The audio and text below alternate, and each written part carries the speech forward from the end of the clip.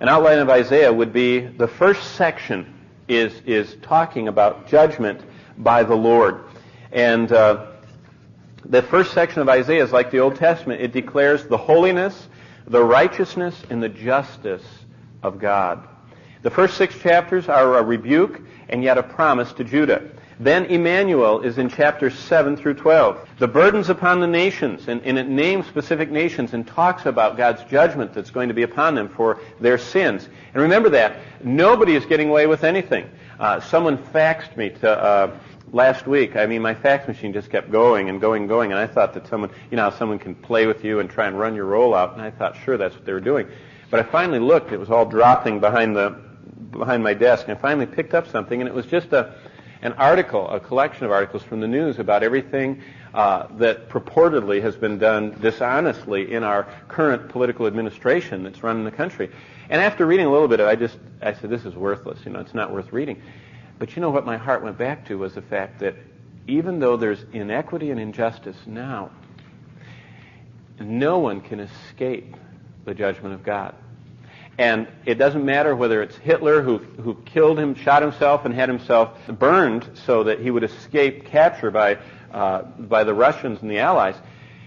He will, in his body, stand before God and answer for the murder of millions of people. Genghis Khan, likewise, and all the other monster tyrants of history who have thought that they escaped by their suicide or by their death, but they will be resurrected in their body, and God is not in a hurry. And there will be no stays, 12th hour stays, and there won't be any evidence that was brought in incorrectly, because God has a perfect record. I mean, He has the thoughts, the sights, the sounds, everything, the motives, and He's just going to play it all for everybody one at a time.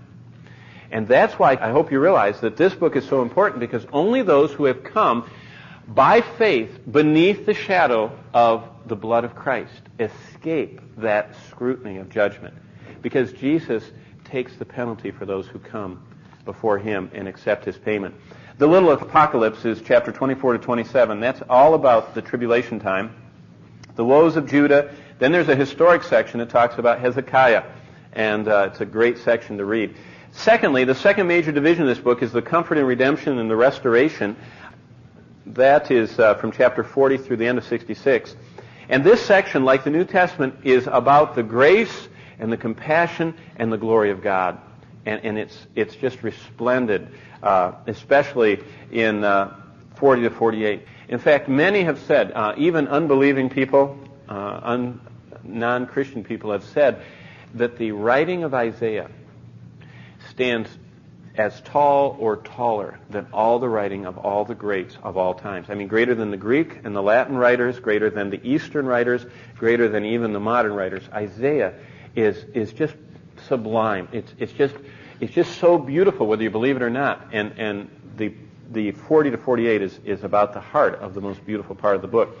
But salvation is promised, and it's a salvation of restoration.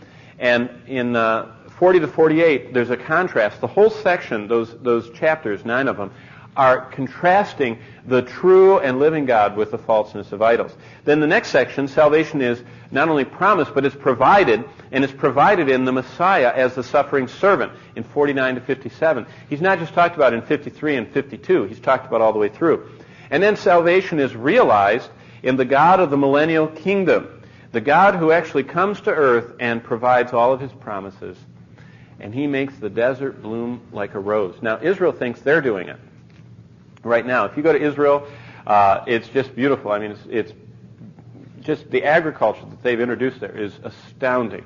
And they are at the forefront of agricultural technology, drip irrigation and micro-fertilization and the process where they cut the heart of a plant and they spin it in the protein solution and they multiply the plants. It's just, they're at the front end of all that. They think they're doing it, but actually God is just giving them kind of like the crumbs of His future blessing.